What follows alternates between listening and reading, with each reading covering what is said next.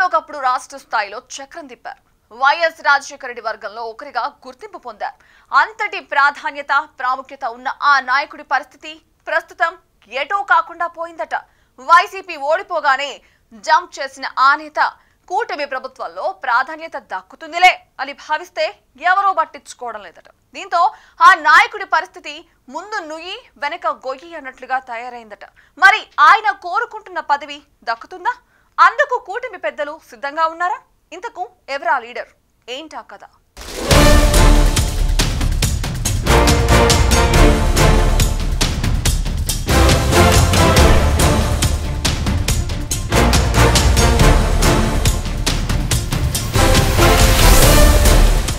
ఒంగోలులో వరుస విజయాలతో ఒకప్పుడు అక్కడి రాజకీయాలను శాసించిన నాయకుడు బాలినేని శ్రీనివాసరెడ్డి.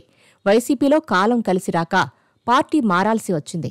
ఉమ్మడి ప్రకాశం జిల్లాలో ఒకప్పుడు కాంగ్రెస్కి తర్వాత వైసీపీకి పెద్ద దిక్కుగా చక్రం తిప్పిన సీనియర్ నాయకుడు బాలినేని. ఒంగోలు నుంచి 5 సార్లు గెలిచి 2 సార్లు ఓడిపోయిన ఆయన జనసేనలో చేరిన నాటి నుంచి విచిత్రమైన పరిస్థితిని ఎదుర్కొంటున్నారు. బాలినేని శ్రీనివాసరెడ్డి పేరు తెలియని వారెవరూ ప్రకాశం జిల్లాలో ఉండరు. సుదీర్ఘ రాజకీయ చరిత్ర ఉన్నా కూడా నేడు అనేక ఒడిదుడుకులు ఎదుర్కోవటం చూస్తూ ఉంటే ఓడలు బండ్లు అవటం అంటే ఇదేనేమో అనిపిస్తుంది. ఉమ్మడి ప్రకాశం జిల్లాని శాసించిన నేత ప్రస్తుతం అస్తిత్వం కోసం పోరాడుతున్నారా అంటే అవుననే సమాధానం వస్తుంది. 5 సార్లు ఎమ్మెల్యేగా 2 సార్లు మంత్రిగా పనిచేసి తన బావైన వైవి సుబ్బారెడ్డి బంధుత్వం వలన వైసీపీలో అంచెలంచెలుగా ఎదిగారు. వైసీపీతో విడదీరాని సంబంధం ఉన్న వ్యక్తి, జిల్లాలో ఏకఛత్రాధిపత్యం వహించిన నాయకుడు ప్రస్తుతం పదవి కోసం, ఉనికి కోసం జనసేన పార్టీలో ఆతృతగా ఎదురుచూస్తున్నారట.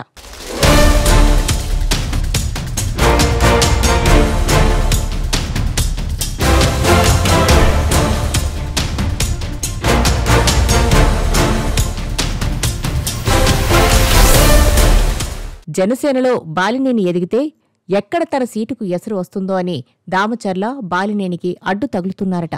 ఇప్పటికే అనేకసార్లు బాలినేనిపై బహిరంగంగానే విమర్శలు చేశారు దామచర్ల జనార్దన్. ఒకప్పుడు జిల్లాలో ఒక వెలుగు వెలిగి జిల్లాని శాసించిన బాలినేని రాజకీయ భవిష్యత్తు ఎన్నో అవమానాలను ఎదుర్కోవాల్సిన పరిస్థితులు. అందుకు కారణం స్వయంకృతాపరాధమా అన్న ప్రశ్న సైతం రాజకీయ వర్గాల్లో వినిపిస్తుంది. బాలినేని అంటే ఒక బ్రాండ్. ఆయన అందరిలాంటి నాయకుడు కాదు. కార్యకర్తల కోసం ఎందాకైనా నిలబడే నాయకుడిగా గుర్తింపు తెచ్చుకున్నారు. బాలినేని చెప్తే ఒకేసారి 20 మంది కార్పొరేటర్లు జనసేనలో చేరారు. మంత్రిగా ఉన్నప్పుడు తనదైన ముద్ర వేశారు. వివాదాలకు దూరంగా ఉండే బాలినేని అందరివాడిగా గుర్తింపు పొందారు. కానీ ఒకప్పుడు ఒక వెలుగు వెలిగిన బాలినేని ప్రస్తుతం రాజకీయంగా దయనీయ పరిస్థితిలో ఉండటం మాత్రం ఆయన అభిమానులను కలిచివేస్తోంది.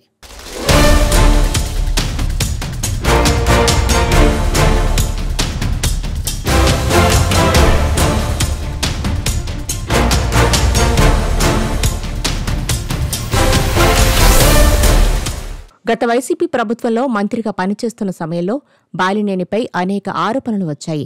ప్రత్యర్థుల నుంచి విమర్శలు ఎదుర్కొన్నారు. భూముల కబ్జా, అలాగే ఇతర అవినీతి ఆరోపణలు వచ్చాయి. నిరూపిస్తే దేనికైనా సిద్ధమే అని అప్పట్లోనే సవాల్ చేశారు బాలినేని. ఏమైందో ఏమో తెలియదు గాని జగన్ మాత్రం బాలినేనిని మంత్రి పదవి నుంచి తప్పించారు. ఆయన ప్రత్యర్థులు మాత్రం అవినీతి ఆరోపణలు రావడంతోనే బాలినేని మంత్రి పదవి నుంచి తప్పించారని అంటారు. అలాగే తన బావ వైవి సుబ్బారెడ్డితో విభేదాలు కూడా రావడంతో వైసీపీ అధిష్టానం ఆయనను పక్కన పెట్టడంతో జీర్ణించుకోలేకపోయారు బాలినేని. చివరకు మొన్నటి ఎలక్షన్స్లో టికెట్ ఉంటుందా లేదా అనే ప్రచారం కూడా జోరుగా సాగింది. ఒంగోలు ఎంపీగా చెవిరెడ్డిని వ్యతిరేకించి సిట్టింగ్ ఎంపీ మాగుంట శ్రీనివాసరెడ్డికి టికెట్ ఇవ్వాలని విశ్వ ప్రయత్నం చేసినా ఫలించలేదు. ఎన్నికల్లో వైసీపీని అధఃపాతాళానికి తొక్కారు ప్రజలు. ఘోర పరాజయం తర్వాత బాలినేని శ్రీనివాసరెడ్డి వైసీపీని కాదని జనసేనలో చేరటం రాష్ట్రంలోనే తీవ్ర సంచలనానికి దారితీసింది. గత ఎన్నికల సమయంలో కూటమి పార్టీ నాయకులను ఇబ్బంది పెట్టారని బాలినేనిపై తీవ్ర ఆరోపణలు వచ్చాయి. తన కొడుకు, కోడలు మీద కూడా అనేక ఆరోపణలు వచ్చాయి. వైసీపీ ప్రభుత్వంలో అరాచకాలకు వ్యతిరేకంగా పోరాడిన తెలుగుదేశం, జనసేన పార్టీల నుంచి ఆయన చేరికపై తీవ్ర వ్యతిరేకత వ్యక్తమైనా బాలినేని జనసేనలో చేరిక ఆగలేదు.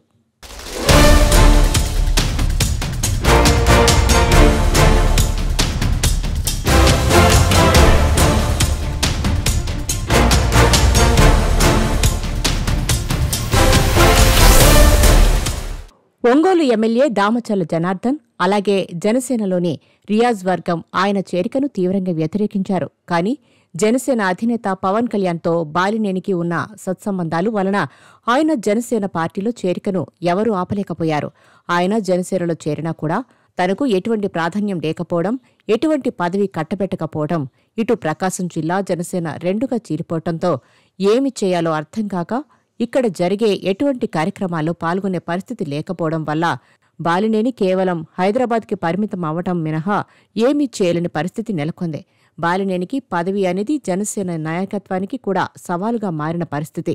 ఎందుకంటే ఒకవేళ బాలినేనికి పదవి ఇస్తే కూటమిలోని ప్రధాన ప్రతిపక్షమైన తెలుగుదేశం పార్టీతో ఒకే వేదిక పంచుకునే పరిస్థితి లేదు.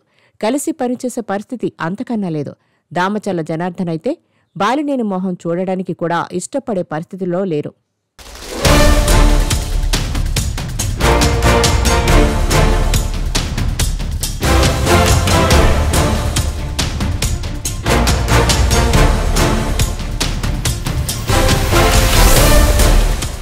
ఓడలు బండ్లు, బండ్లు ఓడలు అవుతాయంటే అతిశయోక్తి కాదేమో. బాలినేని రాజకీయ జీవితం చూస్తే బాలినేని కుటుంబానికి రాజకీయ నేపథ్యం ఉంది. తన తండ్రి వెంకటేశ్వరరెడ్డి కూడా జిల్లా రాజకీయాల్లో ప్రముఖ పాత్ర పోషించగా, కాంగ్రెస్ పార్టీలో యూత్ కాంగ్రెస్ నాయకుడిగా సుదీర్ఘ రాజకీయ జీవితంలో అనేక ఉన్నత స్థానాలు అధిరోహించిన బాలినేని రాజకీయ జీవితం ప్రస్తుతం చుక్కాని లేని నావగా ఉందని జిల్లాలో గుసగుసలు వినపడుతున్నాయి. తన బావ సుబ్బారెడ్డితో ఉన్న బంధుత్వంతో ఎంతో ఎత్తుకి ఎదిగి అదే బావతో విభేదాల వలన పార్టీ కూడా మారవలసి రావటం కాకతాళీయమా లేక స్వయంకృతాపరాధమా తెలియని పరిస్థితి. ఈ పరిస్థితుల్లో జిల్లా నాయకత్వ మార్పు కూడా జనసేన పార్టీకి తలనొప్పిగా పరిణమించింది. జనసేన పార్టీలో మొదటి నుంచి ఉన్న రియాజ్ చేసిన సేవలను పార్టీ గుర్తించి రాష్ట్ర స్థాయి పదవి ఇచ్చినా కొన్ని కారణాలతో ఆ పదవిని స్వీకరించలేకపోవడంతో ఒంగోలు నియోజకవర్గంలో ముఖ్యమైన ఒంగోలు అర్బన్ డెవలప్మెంట్ అథారిటీకి చైర్మన్గా నియమించడం జరిగింది. ఉడా చైర్మన్ పదవిని నియోజకవర్గంలో ఎమ్మెల్యే తర్వాత రెండవ స్థానంగా చెప్పవచ్చు. ఇంత ముఖ్యమైన పదవి జనసేనానికి రావడంలో స్థానిక శాసనసభ్యులు దామచర్ల జనార్దన్ అండ ఉందనేది బహిరంగ రహస్యం. అయితే బాలినేనికి మాత్రం ఇంకా మోక్షం కలిగినట్లు లేదు. ఆయనకు ఎమ్మెల్సీ ఇస్తారా లేదంటే మరేదైనా రాష్ట్ర స్థాయి నామినేటెడ్ పదవి ఇస్తారా అన్నది కాలమే తేల్చాల్సి ఉంది.